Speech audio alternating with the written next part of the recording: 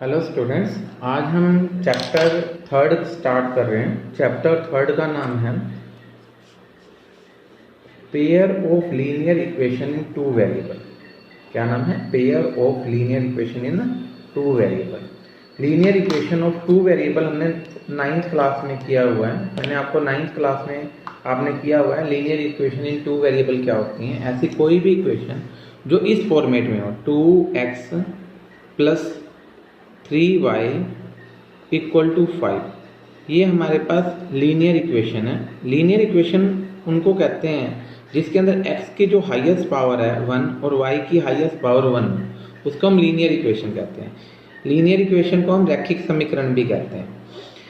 अब x की highest power 1 हो, y की हाईएस्ट पावर 1 हो, तो उसको हम लीनियर इक्वेशन कहते हैं। अब लीनियर इक्वेशन में होता क्या है, ये टू वेरिएबल की लीनियर इक्वेशन है क्योंकि इसमें दो वेरिएबल हैं, एक x और एक y। हमने नाइन्थ क्लास में किया हुआ है कि किसी लीनियर इक्वेशन के जो सॉल्यूशन होते हैं वो इनफाइनाइट सॉल्यूशन होते हैं। मान लो हमारे पास एक लीनियर इक्वेशन है तो उसके इनफाइनाइट सॉल्यूशन होते हैं, और हमने इसको फाइंड आउट करना भी सीखा था। आपको याद हो तो हम ऐसे करते थे, अपनी मर्जी से हम x की कोई भी वैल्यू पुट करके y निकालते हैं। सपोज करो मैंने x पुट कर दिया 1, x पुट किया 1,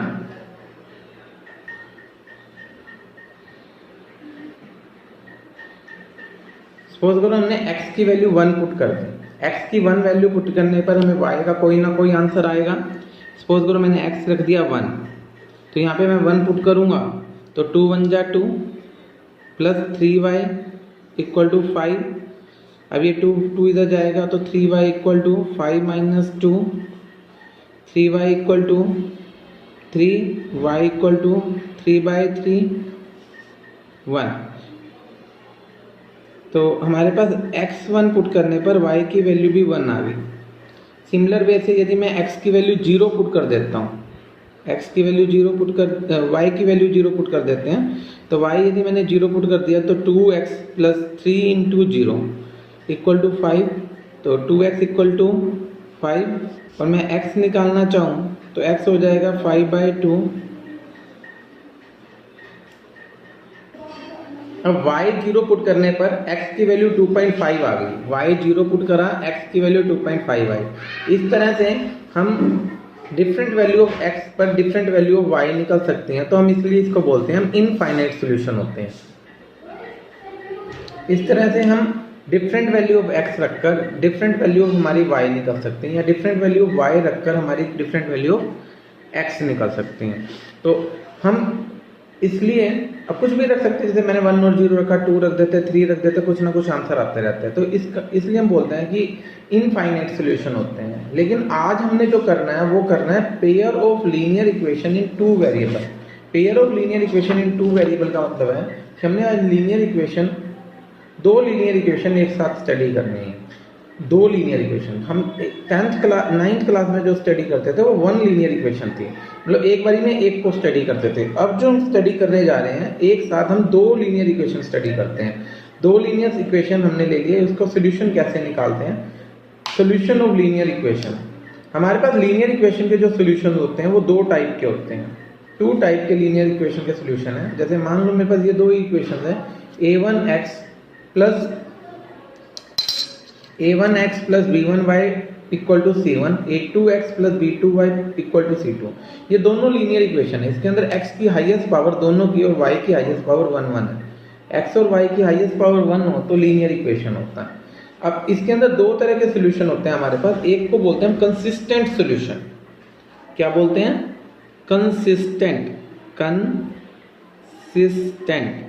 कंसिस्टेंट सोल्यूशन का मीनिंग होता है कि ये सोल्यूशन हमारे निकले जा सकते हैं, हमारे से निकाले जा सकते हैं। और एक तरह के सोल्यूशन होते हैं, हम इसको बोलते हैं इनकंसिस्टेंट सोल्यूशन। एक होते हैं कंसिस्टेंट और दूसरे क्या बताया मैंने, इनकंसिस्टेंट। इनकंसिस्टेंट का मतलब ये हम फाइंड नहीं कर सकते हैं। Okay, inconsistent. एक होते हैं कंसिस्टेंट, इनकंसिस्टेंट। अब कंसिस्टेंट सॉल्यूशन फर्दर 2 टाइप के होते हैं। कंसिस्टेंट सॉल्यूशन फर्दर कितने टाइप के होते हैं? 2 टाइप के। ओके, कंसिस्टेंट फर्दर 2 टाइप के होते हैं। इन 2 टाइप को हम बोलते हैं, एक को बोलते हैं यूनिक सॉल्यूशन। क्या बोलते हैं? Unique solution.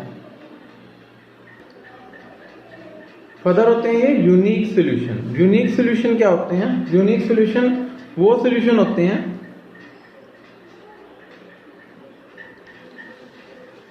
Unique solution, unique का जैसे नाम ही बता रहा है, यूनिक सॉल्यूशन का मीनिंग होता है सिर्फ एक ही सॉल्यूशन है। ओके, मीन्स इसको हम एक हल भी बोलते हैं हिंदी में, एक हल है। ओके, कंसिस्टेंट को हम संगत बोलते हैं, संगत हल।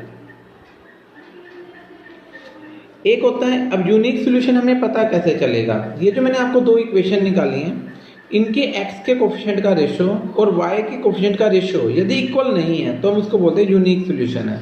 यूनिक सॉल्यूशन के लिए हमारे पास ये कंडीशन होती है a1/a2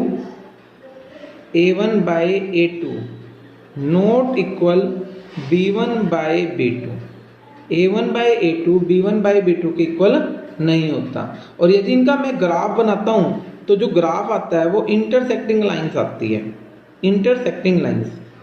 यूनिक सॉल्यूशन में जो ग्राफ होता है वो इंटरसेक्टिंग लाइन आती है, मींस प्रतिच्छेदी रेखाएं आती हैं।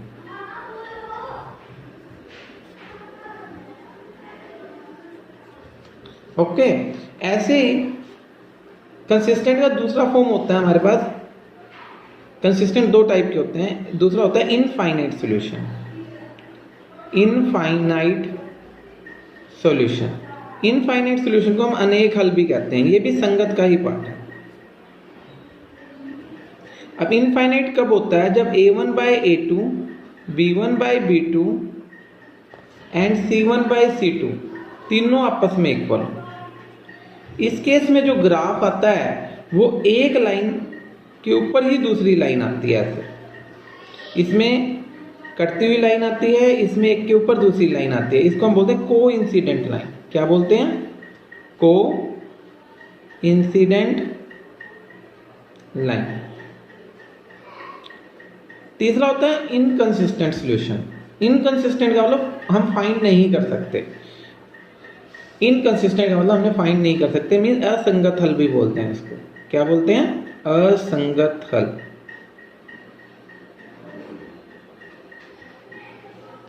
ओके, इस केस में जो ग्राफ होता है, इस केस में जो ग्राफ होता है वो ऐसा आता है, पैरेलल लाइन, समांतर रेखाएं आती हैं, ऐसे पैरेलल लाइन्स आते हैं। अब ये कब होता है? जब a1/a2 इक्वल हो b1/b2 के, लेकिन c1/c2 के इक्वल ना हो, दो इक्वल हो, तीसरा इक्वल ना हो, तो उसको हम इनकंसिस्टेंट सॉल्यूशन बोलते हैं, मीन्स असंगत हल बोलते हैं। इस तरह से हम क्वेश्चन को सोल्व कर सकते हैं। दो तरह, अब तक मैंने क्या बताया मैं रिव्यू कर देता हूँ। हमारे पास आज हमने जो करना है, हमने solution of pair of linear equation करनी है। पेयर ऑफ लीनियर इक्वेशन मतलब हमारे पास दो इक्वेशंस होंगी, उनको हमने सोल्व करना है, जैसे ये दिखा रखी है। अब इक्वेशन को देखकर ही हमें पता चल जाएगा कि हम क्वेश्चन सोल्व कर सकते हैं या नहीं कर सकते। कंसिस्टेंट का मतलब हम सोल्व कर सकते हैं, इनकंसिस्टेंट का मतलब हम सोल्व नहीं कर सकते। कंसिस्टेंट को संगत बोलते हैं, इनकंसिस्टेंट को असंगत बोलते हैं। कंसिस्टेंट में एक होता है यूनिक सॉल्यूशन। यूनिक सॉल्यूशन का मतलब होता है उसका एक ही हल है, मतलब एक फाइंड आउट कर सकते हैं हम x और y की वैल्यू, और नहीं निकाल सकते हैं। तो ये होगा कब? जब a1/a2 नॉट इक्वल b1/b2 हो। इंटरसेक्टिंग लाइंस आती हैं, इसके अंदर प्रतिच्छेदी रेखाएं ऐसे कटती हुई आती हैं। इनफाइनाइट सॉल्यूशन, इसमें a1/a2 b1/b2 c1/c2 तीनों इक्वल होते हैं, इसमें एक लाइन के ऊपर दूसरी लाइन आती है। इनफाइनाइट सॉल्यूशन का मतलब होता है बहुत सारे हल हैं, हम बहुत सारे हल निकाल सकते हैं, बहुत सारे सॉल्यूशन फाइंड आउट कर सकते हैं। एक होता है हमारे पास इनकंसिस्टेंट सॉल्यूशन, इनकंसिस्टेंट को असंगत बोलते हैं। ये कब होता है? a1/a2 equal b1/b2 not equal c1/c2, मतलब दो इक्वल हो, तीसरा इक्वल ना हो, पैरेलल लाइंस आती हैं। आज जो मैं अब क्वेश्चन करने जा रहा हूं वो है एक्सरसाइज 3.1, ग्राफिकल मेथड से क्वेश्चन सोल्व करने जा रहे हैं हम। ग्राफिकल मेथड से क्वेश्चन को सोल्व करते हैं। ये क्वेश्चन नंबर 1 है हमारे पास 3.1 में। Aftab tell his daughter 7 years ago I was 7 times as old as you were then। Aftab और उसके डॉटर के अंदर बात हो रही है, कहता है 7 years ago 7 साल पहले I was 7 times, मैं 7 times था। कौन 7 times था? फादर। हमेशा फादर ही 7 times होगा, as old you were then, जितना तुम थी उस साल, उस समय जितने तुम ईयर की थी उससे मैं 7 गुना था तुम्हारे से। Also 3 year from now means आज से 3 साल बाद, I shall be 3 time old as you, मैं तुमसे 3 टाइम हो जाऊंगा। Will the represent this situation algebraically and graphically, हमने इसको एल्जेब्रिकली और ग्राफिकली इक्वेशन को रिप्रेजेंट करना है। कैसे करेंगे? अब हम क्वेश्चन को करने के लिए सबसे पहले हम इक्वेशन मान लेते हैं लेफ्ट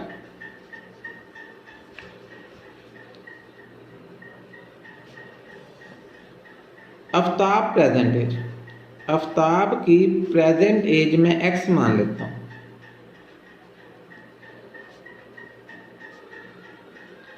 आफ्ताब की प्रेजेंट एज x ले ली।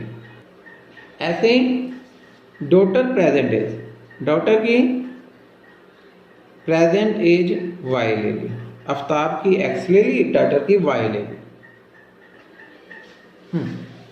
अब कहते हैं 7 ईयर एगो, 7 ईयर एगो आफ्ताब एज क्या होगी? देखें तो 7 ईयर एगो आफ्ताब एज होगी, आफ्ताब एज क्या होगी? x minus 7। एगो का मतलब पहले, पहले में हम माइनस करते हैं। ऐसे ही 7 ईयर एगो डॉटर एज क्या होगी? लड़की की एज क्या होगी? y minus 7। अब आफ्ताब जो है 7 टाइम है किसके? डॉटर का। तो 7 ईयर एगो, 7 year ago Aftab age is 7 time 7 year ago daughter age. Aftab age क्या होगी? x minus 7, 7 time y minus 7, multiply कर दो, क्या हो जाएगा? x minus 7 equal to 7y minus 49। अब y x वाले एक तरफ ले जाओ, y वाले एक तरफ, x minus 7y minus 49 plus 7, x minus 7y equal to minus का 47 आ जाएगा। ये first equation, clear? x minus 7y equal to, sorry 49 में से 7 जाएगा तो 42 आएगा। क्लियर? ये फर्स्ट इक्वेशन होगी। अब हमने ग्राफिकली करना है तो 11th वाला 10th 9th में जैसे हम टेबल बनाते थे वैसे टेबल बनानी पड़ेगी। टेबल में हम वैसे तो कोई भी वैल्यू रख सकते हैं, हम यूँ करते थे टेबल बनाने के लिए। ये फर्स्ट टेबल हो जाएगी हमारे पास, y और x लेंगे, x y को पहले हम 0 रख देते हैं, x को 0 रख देते हैं, x को 0 रखूँगा, x इक्वल टू 0, तो 0 minus 7y equal to minus 42। Okay, minus 7y equal to minus 42, minus से माइनस कैंसिल, y की वैल्यू हो जाएगी 42 डिवाइड बाई 7, 7 6 42, 6 आ जाएगा। ओके, 0 6। ऐसे ही हम y की वैल्यू 7 रख देते हैं,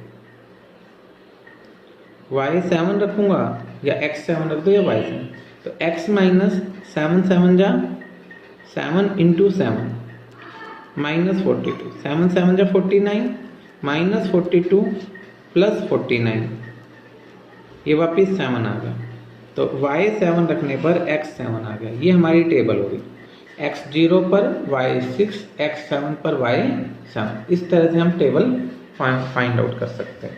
ये फर्स्ट इक्वेशन की टेबल हुई। ऐसे हम सेकंड इक्वेशन देखते हैं। सेकंड इक्वेशन में वो क्या कह रहा है? सेकंड इक्वेशन में कहते हैं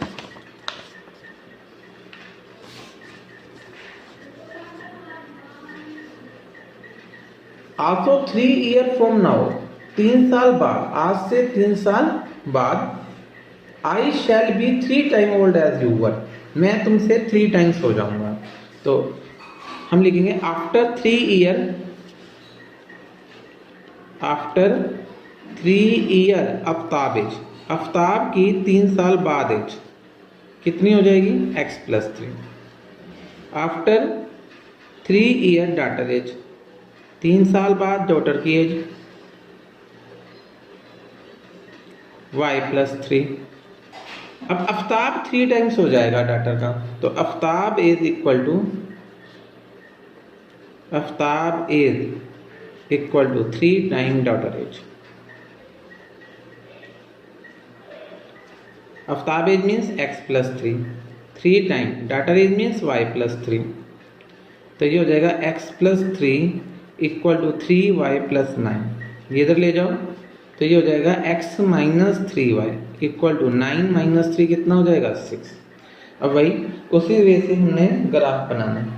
तो सबसे पहले टेबल बनाएंगे। टेबल बनाने के लिए 2x y की वैल्यू रखकर x निकालेंगे, x की वैल्यू रखकर y निकालेंगे। कुछ मर्जी रख सकते हैं x y। सबसे पहले हमने y 0 रख देते हैं, y 0 रखते ये टर्म 0, तो x 6 आ जाएगा। डायरेक्ट कर लिया कर सकते हैं हम, ऐसे ये ज़्यादा इजी रहता है, हम 0 ही पुट करें। x 0 पुट कर देते हैं, x 0 पुट करते ये टर्म हम हटा देंगे। यहाँ से हटाने के बाद फिंगर रखने के बाद ये माइनस 3y इक्वल टू 6 आ जाएगा। माइनस 3 नीचे चला जाएगा, 6 बाई माइनस 3, 6 बाई माइनस 3 हो जाएगा -2। तो डायरेक्ट हम लिख सकते हैं, टेबल को हम डायरेक्ट भी लिख सकते हैं। ये हमारे पास 2 वैल्यूज आ गई x और y की। अब इस 2 टेबल बन गई, एक ये टेबल बन गई और एक टेबल मेरी ऊपर बनी थी यहाँ पर, एक ये टेबल बन गई। अब इन दोनों टेबल की हेल्प से मैंने इक्वेशंस लिखनी है। ओके, इन दोनों टेबल की हेल्प से मेरे को ग्राफ बनाना है। ग्राफ कैसे बनाऊंगा, ग्राफ बनाने के लिए मैं एक बारी में एक टेबल लेता हूँ। फर्स्ट टेबल मेरे पास ये थी, इसको लेते हैं, ग्राफ के ऊपर एक्सिस खींचेंगे। लोअर क्लासेस में आपने किया हुआ है, वैसे ही करना है। ग्राफ के ऊपर हमने एक्सिस खींचनी है। ये ग्राफ पेपर है,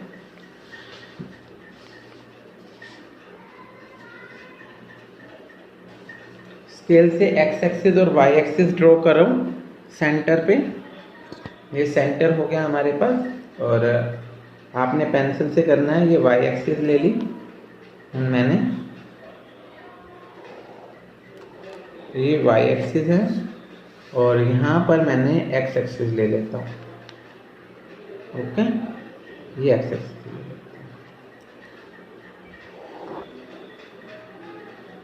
क्लियर। अब इसमें हमने देखना है, हमने 0, 6 और 7, 7 बनाना और तो हम, और दूसरी टेबल है 1, 1 और 0, तो 1, 1 के गैप ले सकते हैं हम।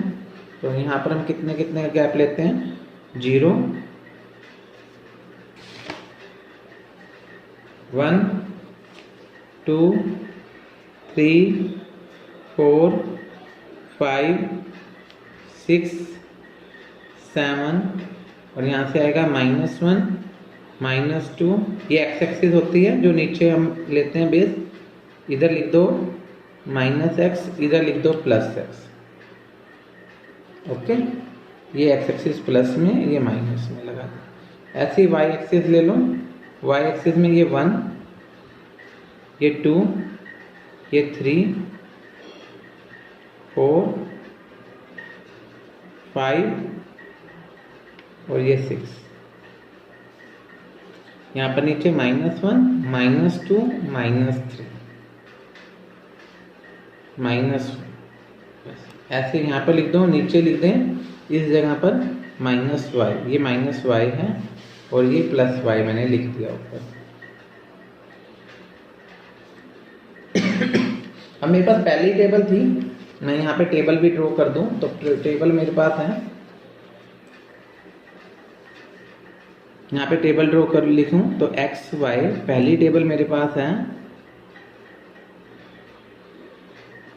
x0 y6 x7 y7। Second table है हमारे पास x6, यही बना रहा हूं, xy, x6 y0 x0 y -2। इसका ग्राफ बनाना है। x0 y6, 0 ये रहा, एक्स वाई में 6 ये रहा, तो ये जो पॉइंट है ये 0 6 है। क्लियर। दूसरा है x7 y भी 7, x7 ये ना जहाँ पर मेरा पेन की वो है, और y7 यहाँ से ऊपर एक्सटेंड करके आएगा यहाँ पर। क्लियर। तो यहाँ से हमारे पास आएगा x7 y7, हमारे पास होगा ये पॉइंट, x में भी 7 वाली लाइन से और y में भी 7, ऐसे स्केल रख के हम कर सकते हैं। x में 7 ये रहा और y में 7 ये रहा, दोनों से हम स्केल लेके यहाँ से ले सकते हैं। अब ये 2 पॉइंट बन गए, इधर 7 7 लिख दो। अब इन दोनों को ज्वाइन करने से जो बनेगी वो हमारे पास फर्स्ट इक्वेशन की लाइन बनेगी। देखना ये दोनों से हमारे पास ये लाइन फर्स्ट इक्वेशन की लाइन। नॉर्मली तो हम 3 पॉइंट्स रख सकते हैं, 2 भी रख ले, कोई फर्क नहीं पड़ता। ये फर्स्ट इक्वेशन की लाइन है। सेकेंड लाइन बनाने के लिए हमने लेना है x6 y0, x में 6 ये रहा, y में 0 ये रहा, सॉरी x में 6 ये रहा, y में 0 6 0 ये रहा, x0 y-2 ये पॉइंट रहा। दोनों से जो लाइन आएगी वो ये वाली,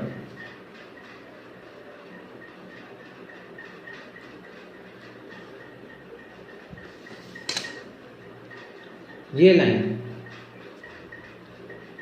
ओके, अब ये 2 लाइन हमने बना दी, एक ये रही और एक ऊपर बनी हुई है। ये दोनों लाइन इस ग्राफ को रिप्रेजेंट करती हैं। अब यहाँ पर हम ध्यान से देखें तो ये लाइन पैरेलल नहीं है, ये कहीं ना कहीं जाके काटेंगे। जब हम इसका कंप्लीट ग्राफ बनाएं तो ये 42 और 12 पे काटती हैं। कहाँ इंटरसेक्ट करती हैं? 42 और 12 पर। आपने करके नहीं दिखाना, बहुत लेंथी पड़ेगा। 42 एंड 12 पे करती है, मीन्स आफ्ताब की एज तो 42 होगी और उसकी डॉटर की जो एज होगी वो 12। इस तरह से हमने क्वेश्चंस करने हैं। मैं एक और एग्जांपल लेता हूँ। नेक्स्ट क्वेश्चन है, the coach of a cricket team buy 3 bat 6 ball, 3 bat और 6 बॉल्स ₹3900 के आते हैं। मतलब 3 बैट खरीदूँ 6 बॉल खरीदूँ तो 3900 के आते हैं। लेटर बाद में शी बाय अनदर बैट, मतलब एक और बैट लिया, 3 मोर बॉल, 2 बॉल्स ली और सेम काइंड, 1300 की आती हैं। रिप्रेजेंट दिस सिचुएशन ग्राफिकली, इसको ग्राफिकली रिप्रेजेंट करना है तो हम कैसे लिखेंगे? लेट 1 बैट कॉस्ट, एक बैट की जो कॉस्ट है वो ₹X है। एक बॉल की जो कॉस्ट है ₹Y। ठीक है। अब 3 बैट और 6 बॉल 3900 के आते हैं, तो 3 बैट्स है ना प्लस 6 बॉल, 3 बैट और 6 बॉल हमारे पास आती हैं ₹3900। अब एक बैट तो है मेरे पास x का, तो 3 बैट्स हो जाएंगे 3x के। एक बॉल है y का, तो 6 बॉल कितने के हो जाएंगे? 6y equal to 3900। ये आपके पास इक्वेशन आ जाएगी 3 बैट। अब इसकी यदि मैं टेबल बनाना चाहूँ तो टेबल वैसे ही बनानी है, मैंने आपको अभी बताई थी। ज़्यादा बेटर 0 वाली रहती है। अभी जैसे मैंने आपसे डिस्कस किया था कि x y, अब x यदि मैं 0 रखता हूँ तो इस x को हटा लो, 3900/6 आ जाएगा। x 0 रखूंगा तो 3900/6, 3900/6 हो जाएगा मेरे पास। यहाँ पे रफली करूँ तो 2 3 6, 3 2 6, 1300/3 और ये आएगा 2 7 14 और 2 6 12, 650 आ जाएगा। ओके, नेक्स्ट है y0 रख दूं तो y0 रखूंगा तो ये आ जाएगा 1300, इसके नीचे जाएगा।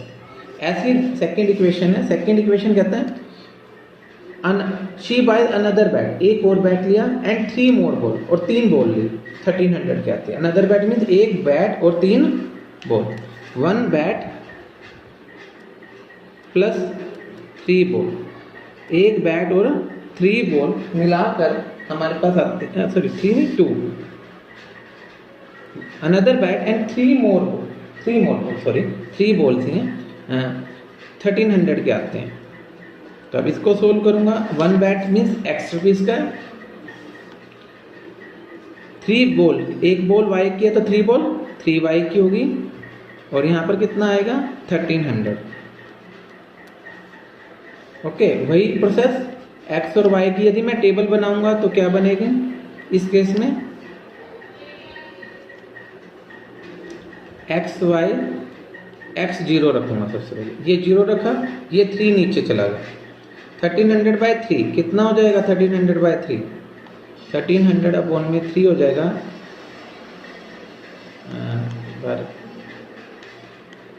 433.3 आ जाएगा, या तो लिख लो या यूं ही छोड़ सकते हो, 1300/3 433.3 आ गया। अब y को 0 रखूंगा तो x 1300 ही आएगा, y 0 x 1300। अब ये दो इक्वेशंस आ गई मेरे पास, अब इन दोनों को हमने सोल्व करना, clear, with the help of graph, graph की हेल्प से इन टेबल्स को मेरे को क्या करना है सोल्व करना है। कैसे करें, जहाँ ये एक्स एक्सिस है हमारे पास, ये वाई एक्सिस है, हमारी पहली टेबल है x0 y 650, x0 y में 650 यहाँ पर आएगा, 600 और 800 के बीच में, मैंने 200 की गैप लिया, x में 1300, 1200 और 1400 के बीच में आएगा यहाँ पर। अब इन दोनों को ज्वाइन करूँगा तो ये फर्स्ट लाइन आ जाएगी,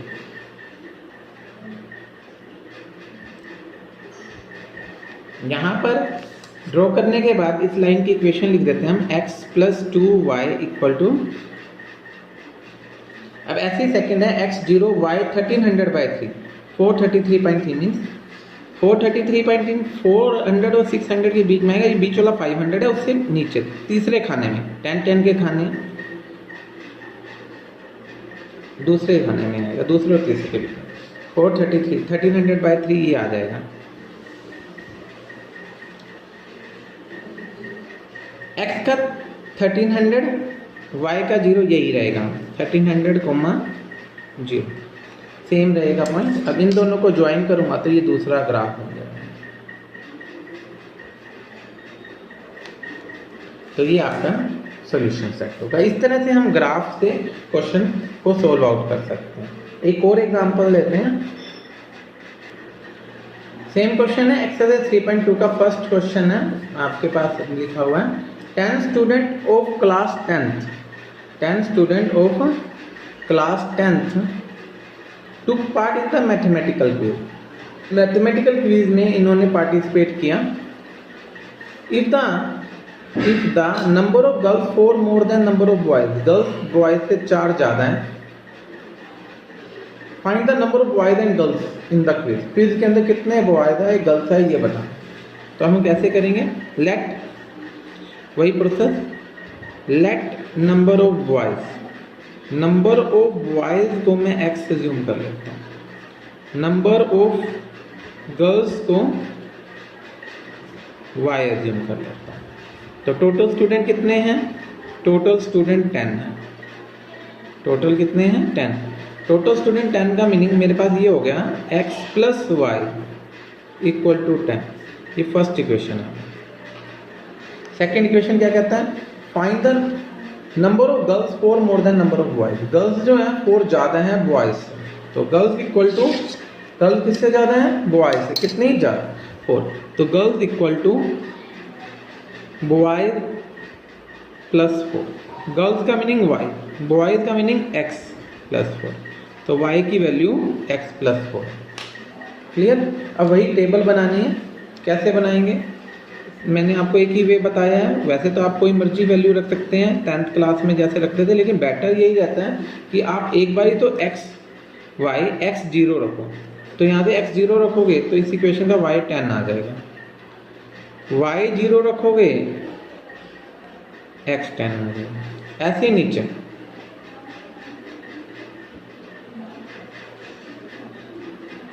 x0 रखोगे तो y 4 आ जाएगा, y0 रखोगे तो x - 4 आ जाएगा। तो ये ग्राफ बनाना पड़ेगा हमें, मैं अब ग्राफ बना के दिखाऊँ तो हमारे पास टेबल आ गई। अब हम ग्राफ कैसे बनाएंगे, पहली लाइन का ग्राफ हमने टेबल यहाँ पे ड्रॉ कर ली, x0 y10 0 10 ये पॉइंट आ गया। सेकंड है x10 y0 x10 ये रहा x एक्सिस के ऊपर और 10 0 ये। अब इनको हम ज्वाइन करेंगे तो ये फर्स्ट इक्वेशन की लाइन फर्स्ट लाइन आ जाएगी हमारे पास। ओके, सेकंड है x0 y4 x0 y4 ये पॉइंट आ गया। x माइनस 4 y0 x में माइनस 4 ये रहा y0 इसी को कहते हैं, तो यहाँ से ये लाइन आ जाएगी। तो यहाँ पर ये जहाँ पर ये इंटरसेक्ट कर रही है वो इसका सोल्यूशन होगा। जैसे इस केस में ये इंटरसेक्ट कर रही है, यहाँ से देखूँ तो ये 3 पर इंटरसेक्ट कर रही है देखो, और यहाँ से देखें तो ये 7 पे, तो मीन्स x तो 3 है y 7 है, इट मीन्स x क्या माना था मैंने बॉय, तो बॉयज 3 हो गए, गर्ल्स 7 हो गई। इस तरह से हम क्वेश्चन को सोल्व आउट कर सकते हैं। नेक्स्ट क्वेश्चन आपके लिए होमवर्क है 5 pencil and 7 pen together cost 50। जैसे अभी जस्ट कराया था मैंने आपको कि 5 पेंसिल और 7 पेन का कॉस्ट 50 है, तो एक पेंसिल का x मान लेना, एक पेन का y मान लेना, 5x प्लस 7y 50। दूसरी इक्वेशन आएगी 7 पेंसिल 5 पेन, 7 पेंसिल का 7x प्लस 5y 46, x और y निकल जाएगा।